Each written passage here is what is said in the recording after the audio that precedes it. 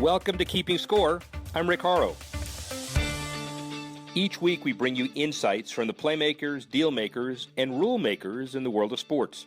I'll give you my take on some of the items of the week using my 30 years of experience doing deals for teams, leagues, and players in the $750 billion business of sports. Plus, we'll talk with a central figure in the sports world. The views expressed in this podcast are my own and do not represent the views of Reuters. Let's get started. The International Olympic Committee is putting a happy face on the Rio Games. President Thomas Bach saying this week the August event would be spectacular and a great success. This despite the potential impeachment of Brazil's president, economic woes, and the presence of the Zika virus. Add to the challenges, power problems. A gymnastics event in the host city suffered power outages and issues with the timing system during athletes' performances. The head of the Rio Olympics not concerned, saying the event took place to detect problems raised by athletes and national federations. Controversy always surrounds the Olympics this time of year, some warranted, some not. The true measure of success will be what happens after the Games, legacies involving transportation, housing, and economic improvement, or not. The reigning NBA MVP is taking a big step forward in the shoe market. According to Slice Intelligence data cited by the Baltimore Sun, Stephen Curry's Curry 1 and 2 have been 170% more popular during the past 6 months compared to the previous half-year period. But despite Under Armour's rapid expansion into the global sportswear market, Curry shoes only comprise a little more than 4% of the NBA player shoe market. The top three are the Nike Air Jordan with 72% of sales, Nike Kobe with a nearly 14% share, and Nike LeBron with the other 10% of the market. With the Warriors' playoff surge and Curry poised to become the league's MVP for the second year in a row, expect to see Curry's shoes continue to grow in popularity. And technological advances for rugby. A Scottish startup company called Sensible Wearables has created intelligent sensors which are fitted within player shoulder pads to capture data from collisions on the playing field. The data can then be wirelessly transferred in real time to a specifically designed app that coaches and doctors can use to monitor the force exerted by the athletes, as well as examine how their bodies recover from injury. This is yet another example of how technology is changing sports. Sticking with technology and sports, time for my interview with Priya Narasimhan, the founder and CEO of Yinscan. The company offers apps that, among other things, give fans in the stands video replays of game action on their smartphones, lets them search for concessions at the stadium, and share news about their favorite teams. A scientist by day, entrepreneur by night. Priya Narasimhan, thank you very much for being here. And thank you for inventing and co-founding Yinscan. You ought to tell us what it's about. Sure. And what it is. So I went to Carnegie Mellon University to become a faculty member in 2001. Was not really a sports fan, but Carnegie Mellon University happens to be in Pittsburgh, and there's just something in our water.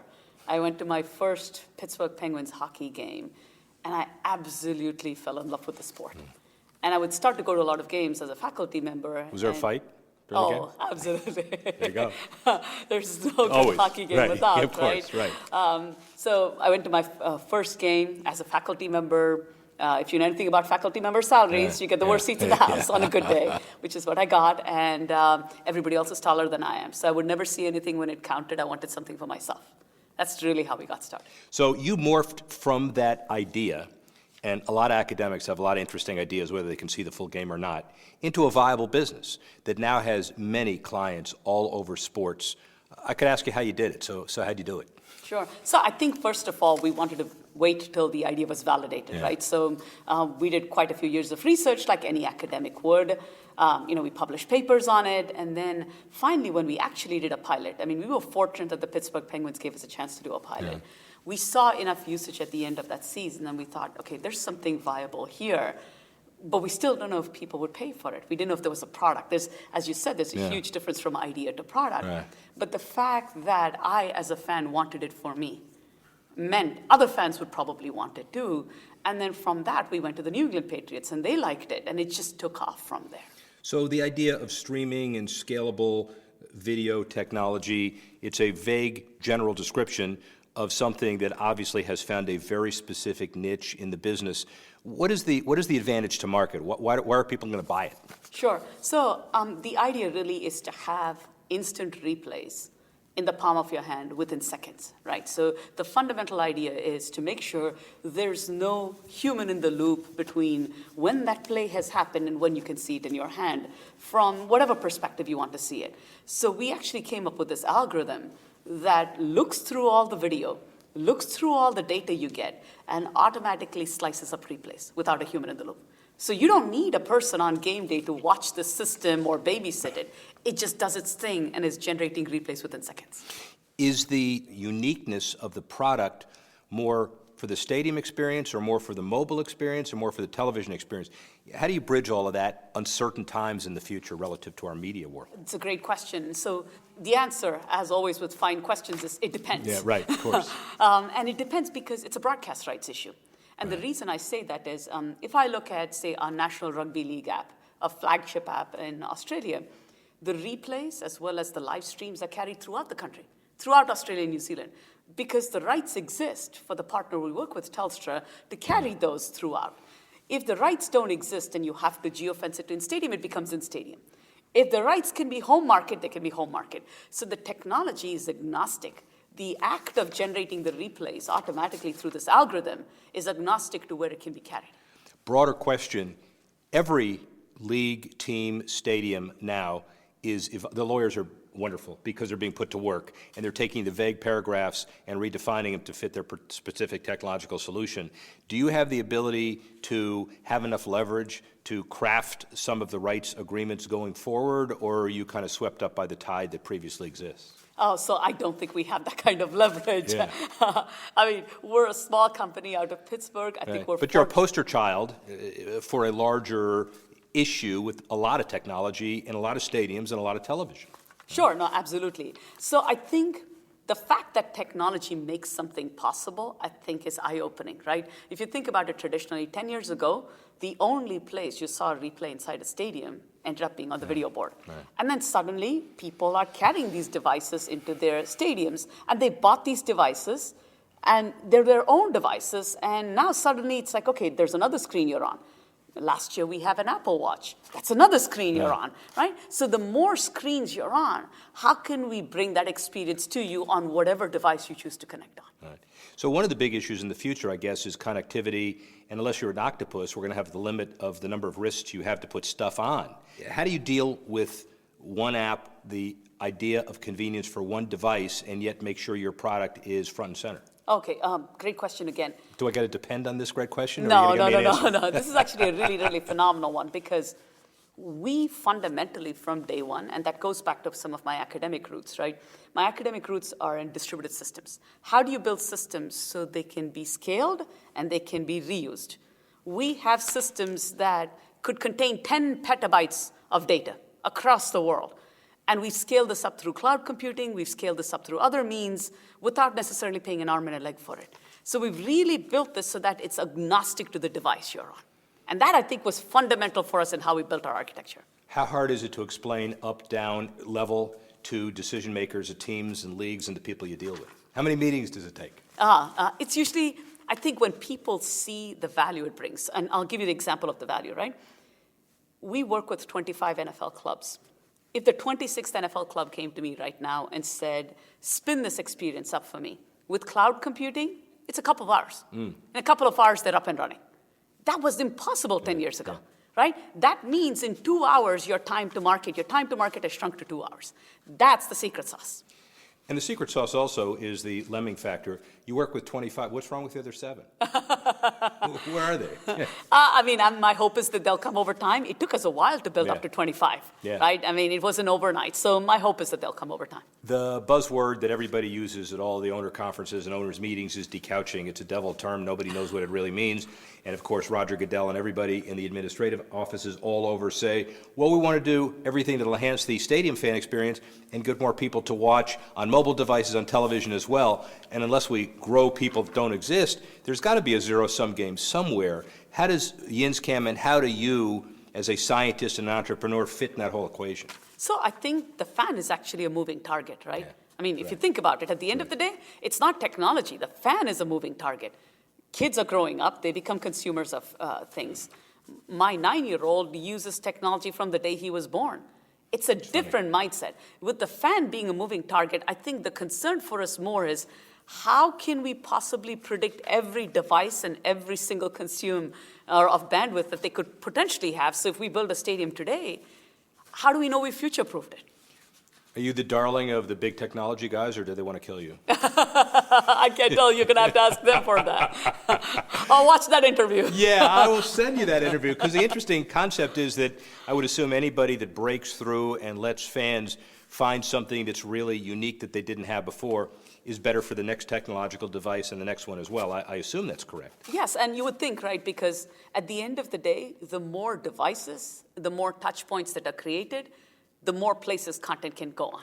Yeah. Right? And in some sense, any piece of content we generate or consume can now be on a watch, a mobile, tablet, virtual reality headset. I mean, you think of it, it's innumerable now where we can play. Well, you haven't played only in this space. Tell us about iBerg and Andyvision. Great. Those are passion projects. So. Oh, and this one isn't? No, those are passion projects, as in they're side projects from an academic standpoint, which is really, really interesting to see. And in fact, we did those also, with both a commercial hat on as well. So let's talk about iBerg. I live in the city of Pittsburgh, and one of the things is when our city approached us and said, can we do something interesting with the technology you've built? We wanted to do something interesting for all the residents of Pittsburgh. Can we let them use their mobile devices to actually take pictures of potholes and report them directly to the city? Because the 311 systems you use today, you have to call up somebody in the city and complain. Right. And this way it's geotagged and you have a picture and you know how much asphalt to send out there. Right? So we've really tried to make citizens now more connected, residents more connected. Now, Andyvision? Andyvision. So Andyvision, I did a stint as director of Intel Labs in Pittsburgh. So Intel did this unique thing where they put some of their employees, were co-located with 3 universities in the United States, Carnegie Mellon, University of Washington, and University of California, Berkeley. They picked a faculty member to be essentially the supervisor or the boss of those 30 people or the 20 people, Intel employees. So I got a chance to be an Intel employee, reporting into their technology side and their research lab side. And as part of that, I started looking at retail as an industry. How could you solve the problem of inventory management? It's an $800 billion problem in retail, just knowing when something is out of stock or low in stock in a store. So we looked at how we could solve that with robots and drones. You're just not a world-class academic, but you're a scientist, too. How does a world-class female scientist succeed in a man's business world when he didn't know sports? Intellectual curiosity. That's the thing that never leaves you as a child, right? I mean, the reason I still teach, I teach a sports technology course at Carnegie Mellon. It is a pleasure and a privilege to be around kids at the age of their life when they don't think anything is impossible. Carnegie Mellon University students think something is a 1 all-nighter problem or a 3 all-nighter problem. It's amazing to be around people. It's a privilege. What you learn from them is nothing really is impossible if you're curious enough to go look for the answer. Are you embraced by the generally male, overly stereotypical sports establishment, or do you have to kind of come back 3 or 4 times and prove that you got a concept worth listening to? I think when people listen to me talk about what we've built, they can hear the passion.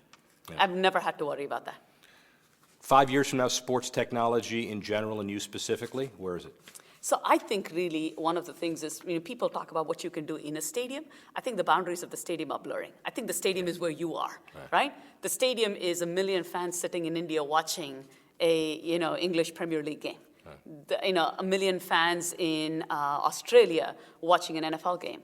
I think the stadium is where you are. How can we make you connected in this universe to wherever your team is playing? And the stadium is where you are is a very interesting mantra because it means a lot to the teams whose current stadium leases expire within the next 5 to 7 years. It means a lot to the television networks who are trying to figure out what they're doing, and those in between. Right. So do we have a specific end result or practical application as to that stadium where you are? Sure. There's a couple of great examples, right? Even today, right? I mean, not even looking very futuristic here. Even today, you can now draw geofences around every stadium so that when a fan goes to an away game, you surface up a piece of content and say, thank you for showing up for an away game. Yeah. So the stadium goes with you. it doesn't matter if you're in a rival stadium, it still goes with you, right? So I think that's priceless. Imagine tomorrow 1 million fans, whichever country they're in, feeling like they had courtside seats to a basketball game because they had a virtual reality headset and it felt that organic. I think that's really what I mean by the stadium is where you are. Since Reuters is international and we care about that more, is America ahead, behind, or in the middle of the global entrepreneurial tidal wave on this issue? So I think we're ahead in many, many aspects. But I think what's interesting is we almost have to re-envision what we've built every single time you go into a new sport, a new country. I'll give you a great example. We've built a lot of this technology for the National Football League, right? And for the NBA and for NCAA. You go now and take it over into Australia for the National Rugby League. It's not just that it's a new sport. There are no commercial interruptions. It's a thing of beauty to watch an NRL game end to end. The players walk out at the end of the game and thank all the fans by shaking their hand. You can take the pitch at the end of the game. That's a different experience. I watched my first NRL game live and I was a changed person, right? And when you look at that, how do you take what we've built and make sure technology doesn't get in the way of how beautiful that is? So I guess the bottom line of all of this is we need a super committee of significant entrepreneurs who represent the best in television and in technology and teams and leagues' rights, and you need to be involved in that, so let's go. Well, you tell everybody that then for me. I would appreciate it. What a Thank you, pleasure. Priya. Really Thank you. appreciate it. Thank you, of course. Thanks for listening to this edition of Keeping Score. I'm Rick Horrow. The producer of the show, Alex Cohen. Associate producer, Bethel Habte. Assistance provided by Tanner Simpkins and Carlos Waddick. And the executive editor of Reuters Digital, Dan Colarusso.